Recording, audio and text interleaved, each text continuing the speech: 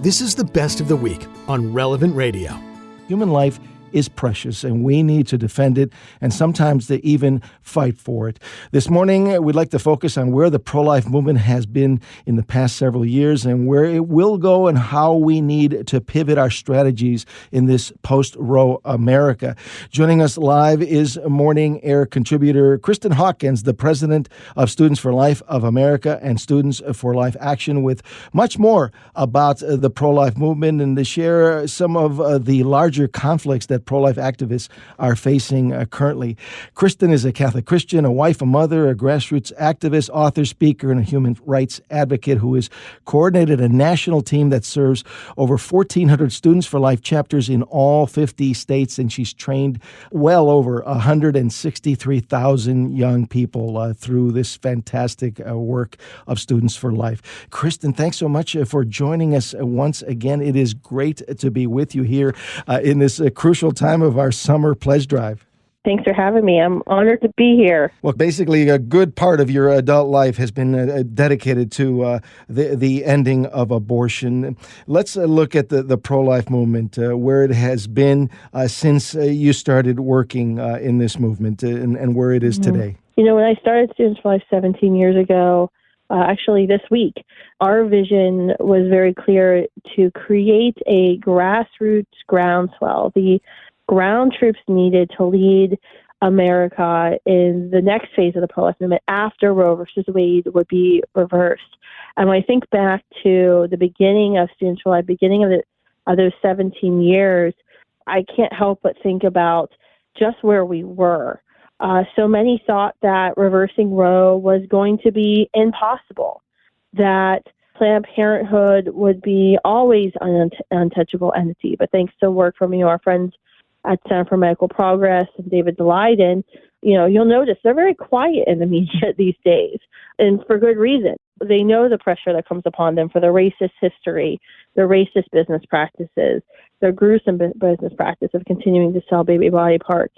I thought, at the beginning of our tenure at Students for Life, we never really thought that, we could organize tens of thousands to go out and pray in front of abortion facilities. A year after Students for Life started, my good friend David B. Wright, founder of 40 Days for Life, met with me and gave me this vision of what if we got people out to pray and witness in every abortion facility across America. We know that would save lives. We know that would shut down abortion facilities. And even I myself was like, I don't know if you'll convince people to do that work. And to think that where we are today, 40 Days for Life is one of the largest pro-life organizations in our movement. They continue to mobilize at hundreds of abortion facilities across America. They're worldwide now. Abortion facilities have been shut down. Lives have been saved. Other ministries have been started, like Sidewalk Advocates, because people have gotten so engaged. They've asked questions of, what more can I do? Students for Life went from 100 student pro-life groups to over 1,400 in all 50 states and presence in all the state capitals.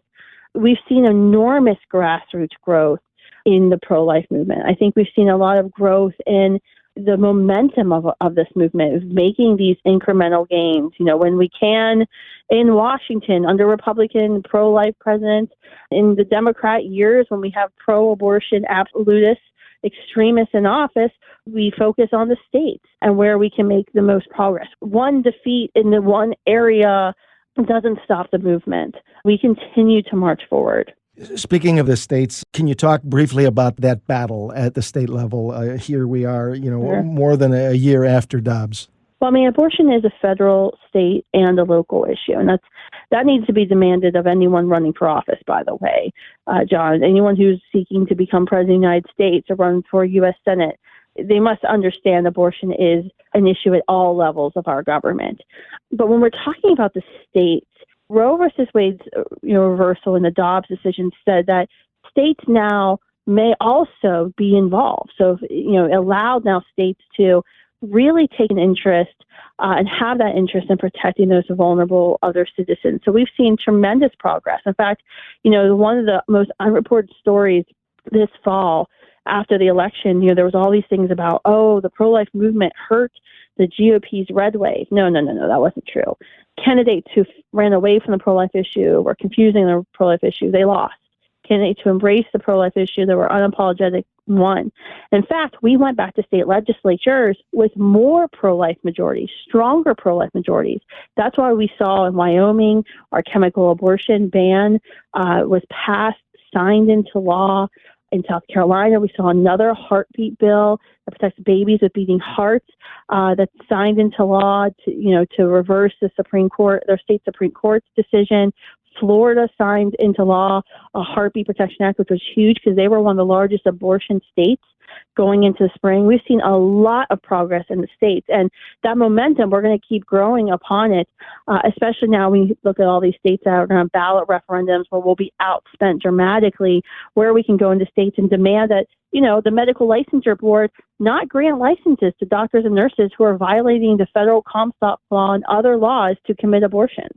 Talk about this pivot that we need to do post-Roe.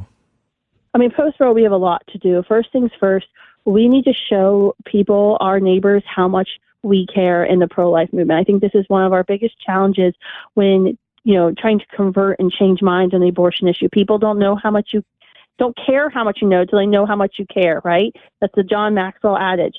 75% of our neighbors don't know pregnancy resource centers and maternity homes exist. If you don't want to engage in an abortion debate and get into all the semantics or fetal development, at the very minimum, as Christians, we should be telling people about standingwithyou.org, optionline.org, and all the resources, the thousands of resources that support women and families in this post-Roe America. We'll have to leave it there. Thank you so much. Kristen Hawkins, the president of Students for Life of America.